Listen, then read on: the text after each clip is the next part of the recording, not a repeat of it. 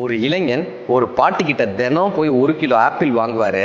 வாங்கி எடையெல்லாம் போட்டு காசு கொடுத்ததுக்கு அப்புறம் அந்த இளைஞன் சொல்லுவாரு, இந்த ஒரு 1000 ஆப்பிள் வந்துச்சுன்னா அதுல 2 ஆப்பிள் எடுத்து, பாட்டி இது சரியில்லை பாட்டி, இதுல பூச்சி வந்துருச்சு பாட்டி, இதுல காம்பு அழியிருச்சு பாட்டி, இதுல அது பாட்டி இது பாட்டின்னு சொல்லி திரும்ப அந்த பாட்டிக்கிட்டே கொடுத்துட்டு வந்துருவாரு.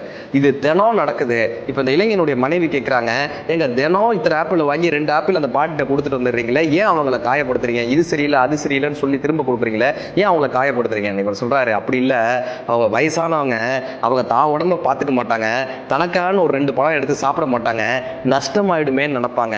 இப்ப நானே இந்த 2 பழத்தை கொடுத்துட்டு வந்தேன்னா நஷ்டம் இல்லாம அவங்க தனக்குன்னு எடுத்து வச்சுப்பாங்கல்ல, அதுக்காகத்தான் நான் தினம் கொடுத்துட்டு வரேன்னு இந்த இளைஞன் அன்புள்ளத்தோட சொன்னானா.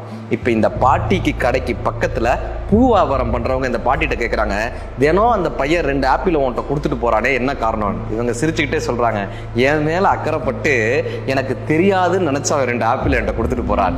பூக்கடைக்காரங்க கேட்குறாங்க, நீயும் தானே 1 கிலோ ஆப்பிளுக்கு 6 ஆப்பிள் வர வேண்டிய இடத்துல 8 ஆப்பிள் போடுறீங்க, நீ தானே அவன் மேல அன்போட இருக்காங்க. அப்ப அந்த பாட்டி சொல்றாங்க, நான் வேணும்ட்டு 8 ஆப்பிள்லாம் போடுறதில்ல, அவனுடைய அன்பின் கணம் தாங்காம இந்த தராசு தானா இறங்கிறது, 6 ஆப்பிள் வர வேண்டிய இடத்துல 8 ஆப்பிள் போய் தானா ஒட்டிக்குது, அது அவனுடைய அன்பினால் போய் ஒட்டுக்குது. நாங்கள் பிறர் மீது நாம் அன்பு செலுத்தினால் இந்த பிரபஞ்சம் நம் மீது பேரன்பை செலுத்துகிறது.